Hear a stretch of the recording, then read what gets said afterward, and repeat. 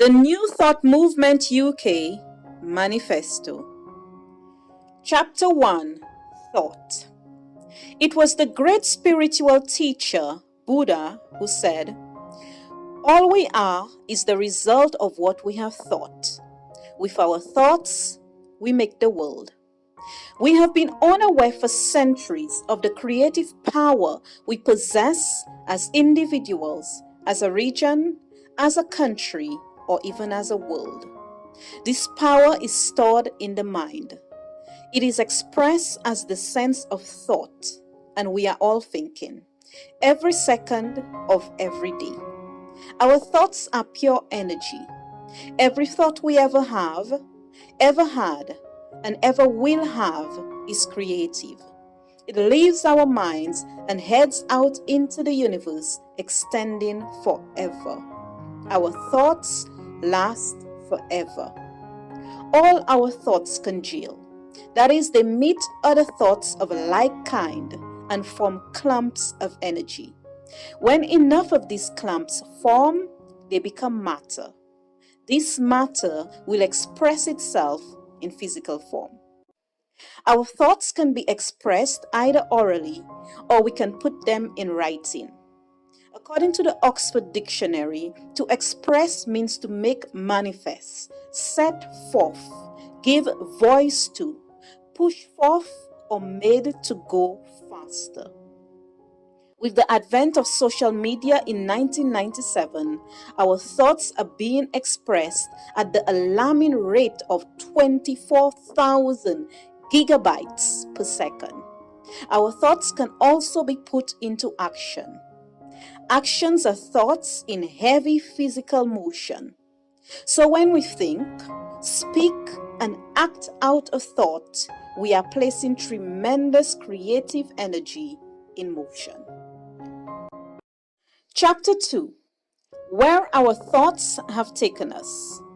A simple glance at the health, social care, and general statistics for Northern Ireland will show what thoughts we have placed in motion in recent times.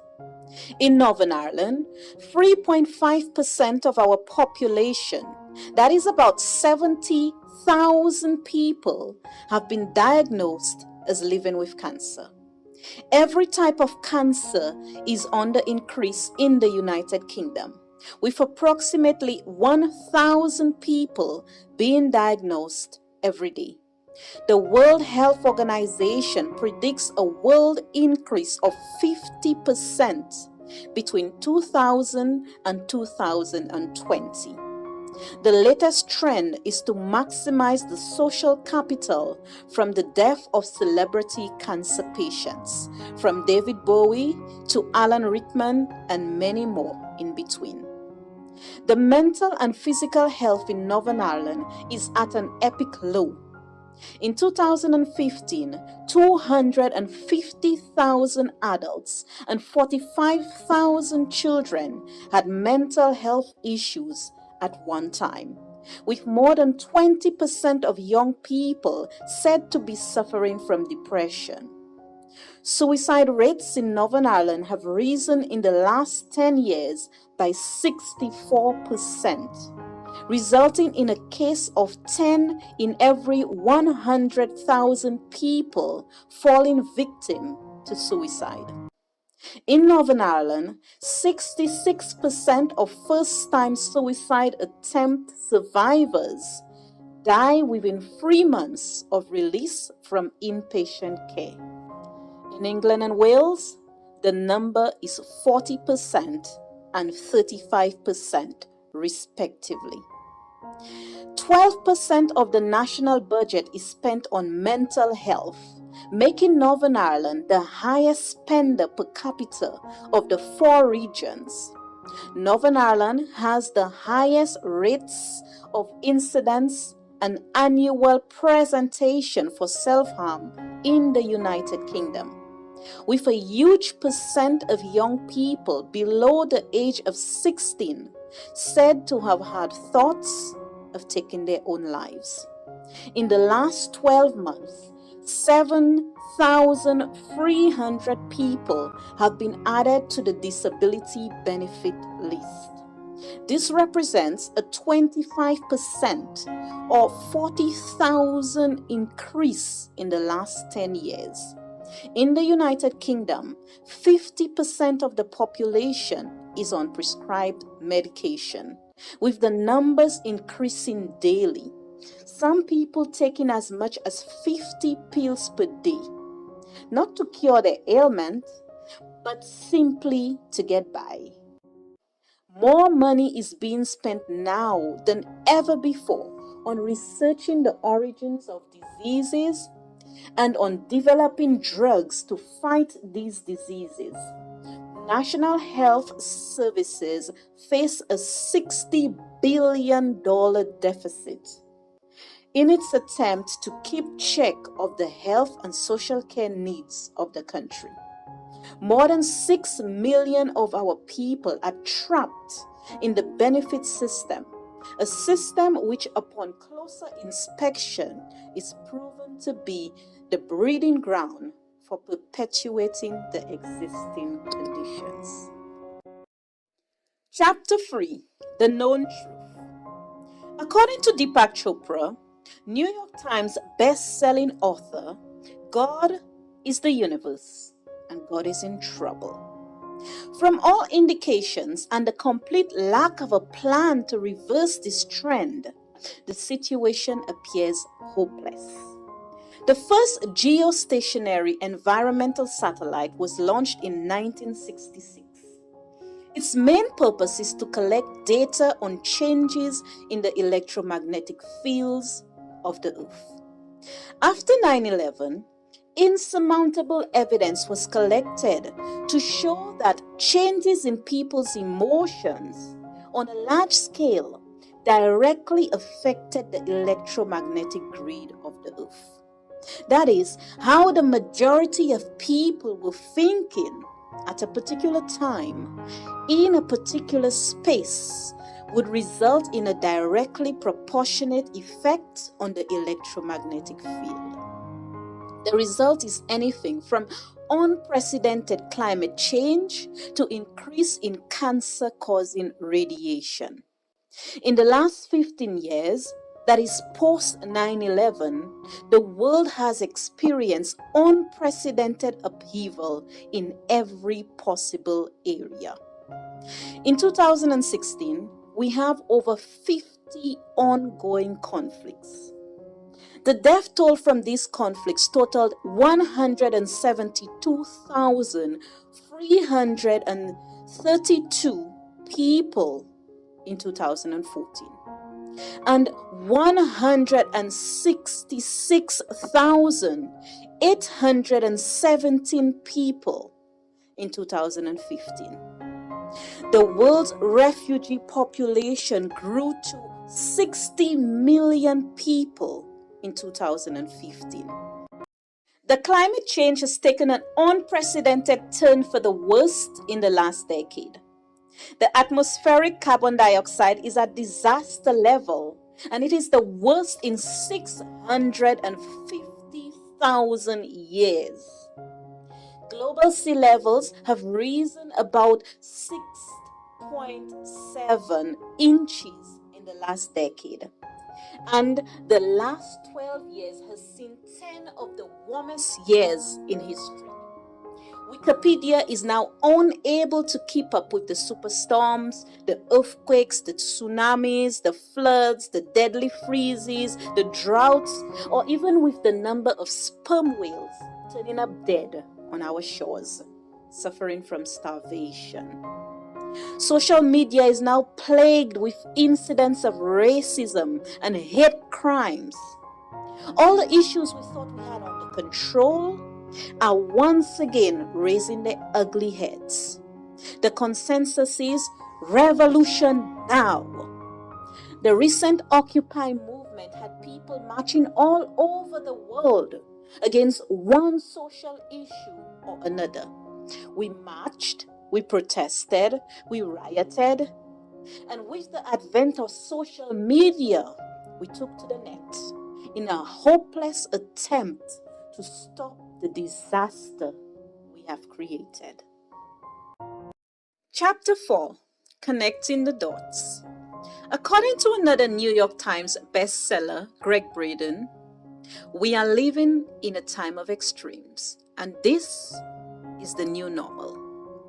Or is it? We have not been enlightened on the connection between the health we experience and the thought pattern which created it. Thoughts continually rooted in anger will cause heart attacks. Thoughts centered on incessant competition will cause strokes.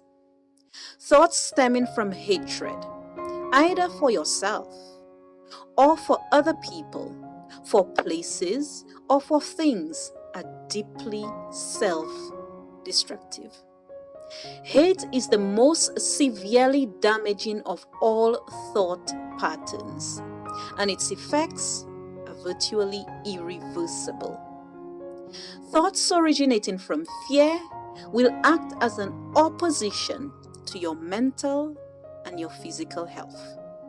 Thoughts of worry will cause you an early death. It will create biochemicals that will harm the cells of your body. Yet worry is simply wasting your mental energy. Worry is the act of a mind that does not know its connection with its creator. Worry will cause you everything from indigestion to coronary arrest. Similarly, though to a lesser extent, bitterness, impatience, greed, judgmental, anxiety, condemnation, and unkindness all harm the cells of your body. It is impossible to have a healthy body when these emotions are the basis of continued thought. In the same manner, thought expressed by a group of people or institutions, such as the predictions of increased cancer rates, predictions of disaster, and predictions of changes in the weather pattern, will reproduce itself in physical form, creating a self-fulfilling prophecy. Those thoughts become rooted in the psyche of the people, forming beliefs, which form further thoughts of fear, worry, hatred, and anger, to name a few. This creates a self-destructive pattern for the individual, the region, the country, and for the world.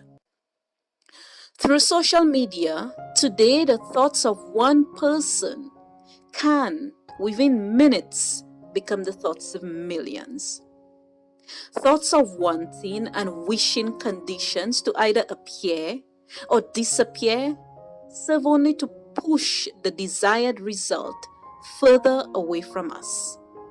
Thoughts centered on criticizing and judging world conditions or situations reproduces these conditions, usually on a wider scale. Thoughts expressed as a call for one group or other to stop certain negative activities. Thoughts expressed as prayers for help.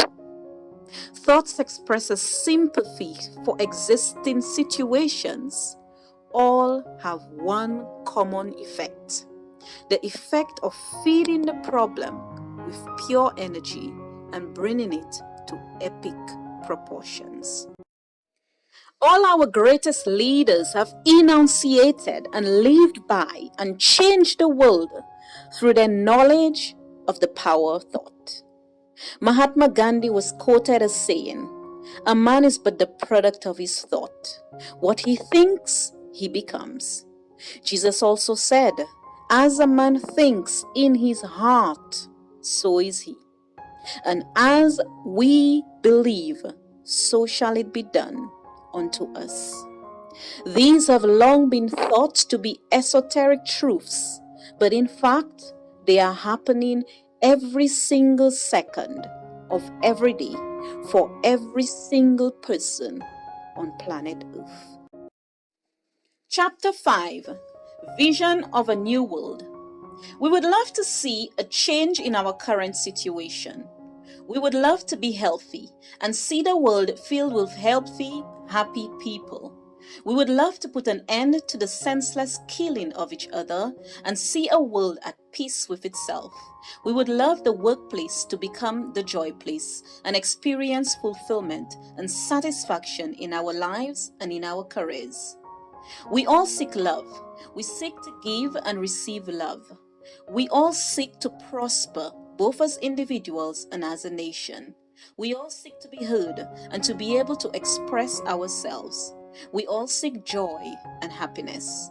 And we all seek these things because as a race of people, a human race, we are all deeply connected and share the same deeply seated desires. We desire as individuals to grow spiritually and to return to oneness. We desire to put the puzzle back together and to observe and discover the master plan. We seek to experience ourselves as the greatest version of the grandest vision we ever had of ourselves. We seek this both as individuals and as a race of people. As humans, we seek to evolve. The possibility of this is only a new thought away. This thought has taken hold in millions of minds across the earth. This thought, which if we can make it the prevailing thought, will reproduce our wildest desires, not on another planet, or in another world, or in some heaven far away, not for some people and not others, not in another age or dispensation, but now, in this time. The great writer Paulo Coelho said in his iconic book, The Alchemist, no matter what he does, every person plays a vital role in the history of the world, and normally he does not even know it.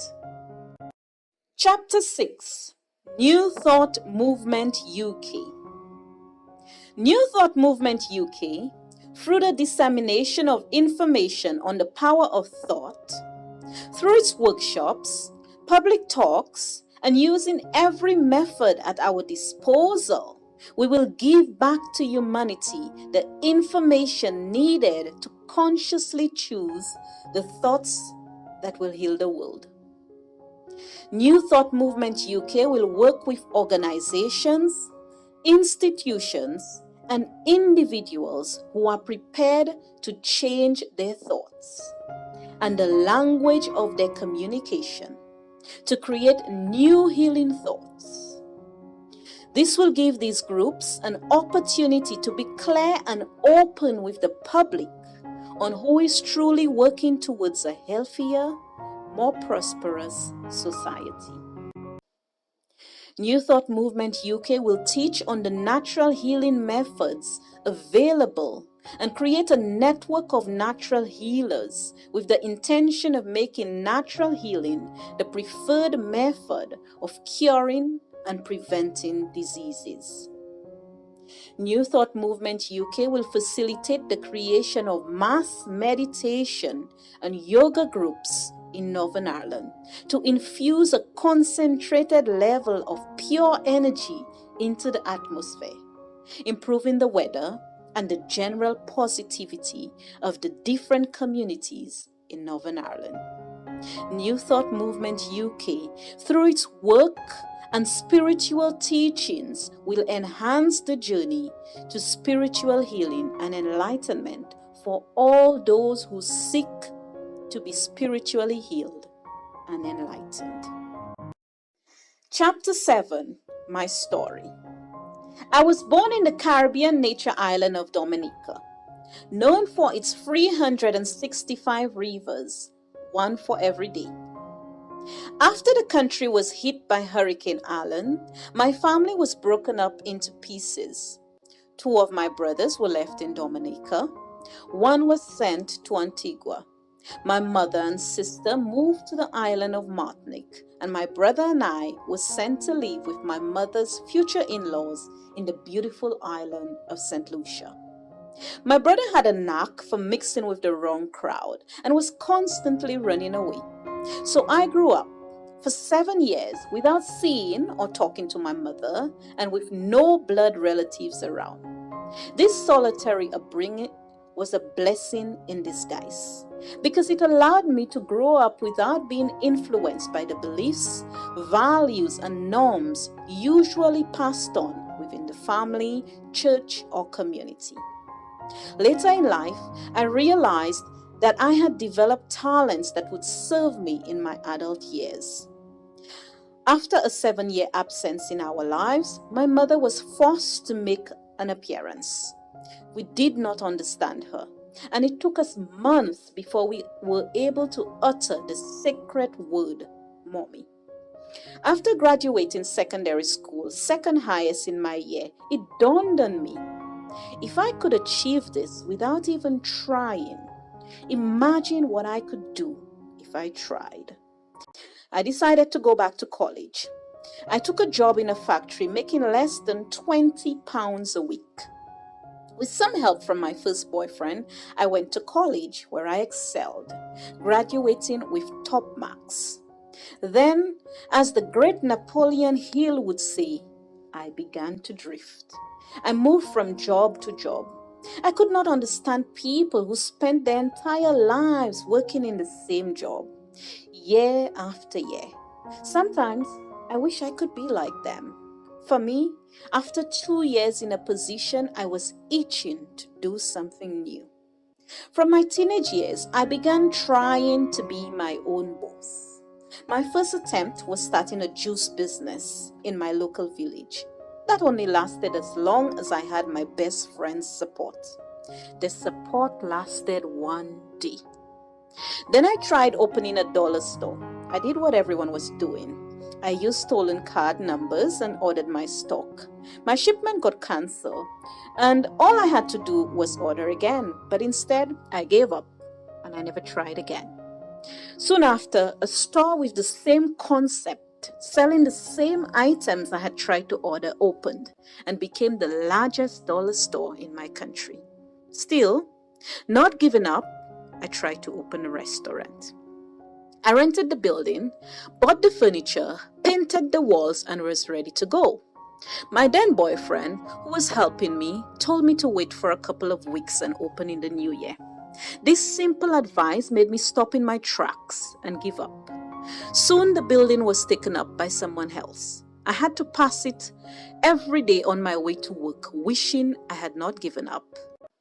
I persisted in my entrepreneurial attempts. I decided to go into real estate. I opened an office and got myself a beautiful sign. I listed an entire community. I even made my first commission before I met a lady who said to me, "Why are you wasting your time walking around in the hot sun? Why don't you become a nurse? Nurses make lots of money and always have a job." I could have said, well, I love the sun. I love getting to know people, and I'm deeply in love with what I'm doing. I have it all mapped out in my mind, but I did not. Instead, I shut myself up in my office for 30 days crying and asking God, why wasn't I a nurse? Nurses always have jobs. Finally, I said, God, I don't want to do this business thing anymore. Just give me a job. After 30 days, I got a job a few feet from where I had the office. And again, I was daily reminded of what could have been. Chapter 8, My Awakening. I moved to Northern Ireland in 2010. By 2013, my life was a disaster on all levels, financially, emotionally, and career-wise. I found myself working in a factory, making peanuts, and constantly feeling as if I had let myself down. My marriage was in trouble. The honeymoon was long over. My husband had found his long-desired parenthood outside of marriage. His alcohol and gambling hobbies were getting out of control. Christmas 2013 was spent not being able to afford even the cheapest presents. We were over £10,000 in debt, and money was going out faster than it was coming in. I decided it was time to fix my husband. I did not speak to him for 21 days. During these 21 days, YouTube became my best friend. On YouTube were Oprah Winfrey's Soul to Soul, Super Soul Sundays, and Ayana Van Zant's Fix My Life. I cried as I had never cried before. After 21 days, I apologized to my husband. I realized two things. One, you cannot fix people. And two, the only person that needed to be fixed was me. After taking my daughter to a school activity on the 8th of March 2014, I had the inexplicable feeling that this is it. I was finished raising her. I went home and it was as if my book of life had opened. I could see page after page of everything I had ever done, every decision I had ever made, every venture I had ever undertaken. I could see where the thoughts of failure had been formed. I could see my marriage and how I had single-handedly destroyed it with my thoughts. I could see clearly everything that had happened in my life had been a result of a thought I had created about myself. I had not drifted and failed because I was born into a poor family, or because God was punishing me, or because people did not support me. It was a result of my thoughts. I was in total control. It was not only me in total control of my life. Everyone else was in total control of theirs, creating from their deepest thoughts the life and times they were experiencing. I became conscious that our creative power extended not only to our lives, but out into the whole universe. We had the power to make the sun shine, the power to make the rain fall, the power to create things out of nothing. I grasped that there was a connection between everything on the planet. I understand that there was not a single thing totally independent from another. I comprehended that there was no one was ever truly alone, because within each one of us was something so uniquely powerful that if we could connect to it, we could all experience the joy and fulfillment we seek. I thought I'd struck gold. This was magic, and only I knew about it.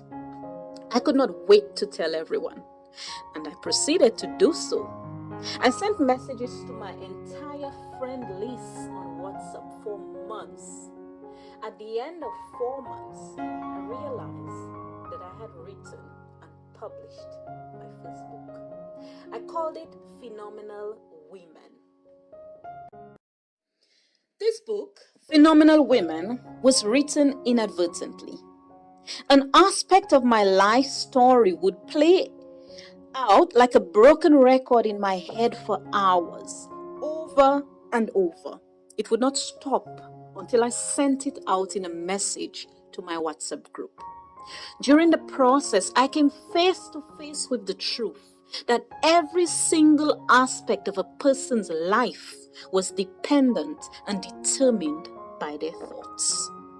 I gained new knowledge and acquired new experiences, which I tested scientifically through trial and error. Time for me was no longer a fixed concept, but a component that could be manipulated by my thoughts, words, and action. I could stretch my time, or shrink it based on my thoughts. On countless occasions, after coming out of deep meditation, the overcast skies above me would completely clear up. All clouds would disappear, or they would form the most intricate cloud formation based on the level of mental stillness I achieved. The world was suddenly no longer the gloomy Northern Ireland I had become accustomed to, and I was told to expect, but it unfolded into magnificence. Trees were no longer just trees, but living, breathing beings capable of communication through feelings. Flowers exploded into brilliance with vivid, rich colors. Birds flew over my head in synchronized formations. Everything became alive, and I was part of it. It occurred to me that it would take a lifetime upon lifetime to experience the beauty and magnificence of this world. I was now deeply conscious of the direct correlation between my thoughts and the illnesses they could instantly create. And using the process of creating new thought, I was able over and over to heal myself of any illness I created. I decided not to limit this truth, but to let the world know of it. But I was afraid. My fear took the shape of excuses. Once again, I began to think I was not good enough, that there was something about me that needed to be fixed. This time, that thing was my hair. I did not only think about it, I wrote it down in my diary. I wrote, I need to sort out my hair. I proceeded to turn my thoughts and words into action. I took 60 pounds and went to the hairdresser and had her put in some beautiful braids. I looked in the mirror and felt, yes, this is the image I would like to present to the world. Driving back home, I instantly felt something was wrong. I excused the feeling away, saying I should have insisted my hairdresser take all the money. I offered her. When I got home, I looked in the mirror and saw that indeed I needed to sort out my hair. My hair had developed a dry patch, and it kept growing bigger and bigger. I took out my fancy braids and my hair began to fall out. I went to 2 doctors. I washed my hair sometimes 3 times a day. I cut it all off. I cried buckets of tears to no avail. It was only when I acknowledged that I had created this through my thoughts, words, and actions, and decided that even if I had to tell the world of this truth bald, I would still do it, that the disease went away and my hair returned to normal. I soon realized that I was not alone in this knowledge. Many people were teaching different versions of this truth. I proceeded to follow some of their instructions. I wrote everything down. My newly acquired life purpose, the amount of money I wanted to make, where I wanted to live, the car I wanted to drive, the places I wanted to visit, the types of relationships I wanted to have, all of it.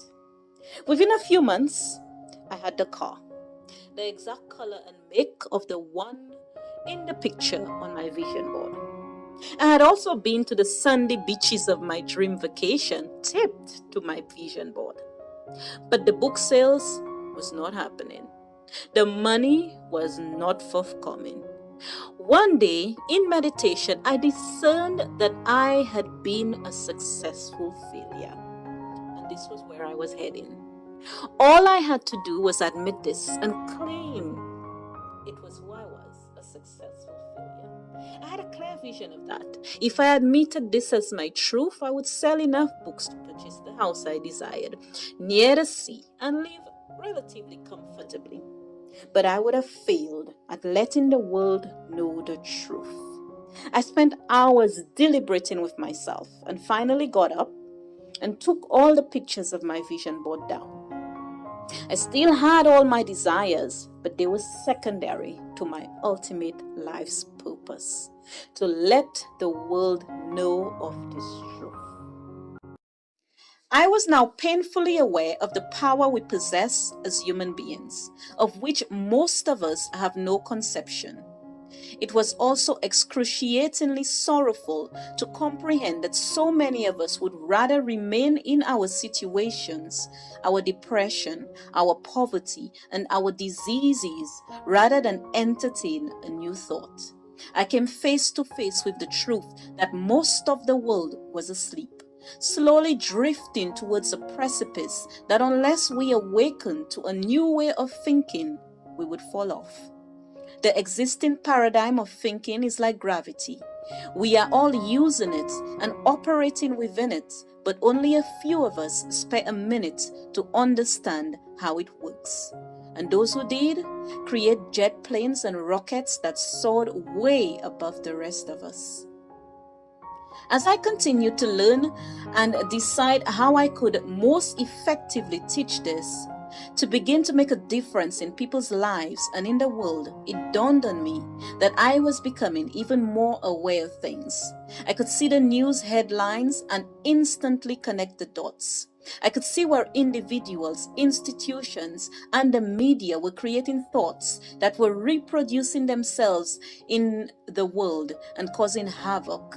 I recognized that the greater the number of people who thought the same thing, and the stronger the emotions attached to the thought, the faster it reproduced itself in people's lives and in the world.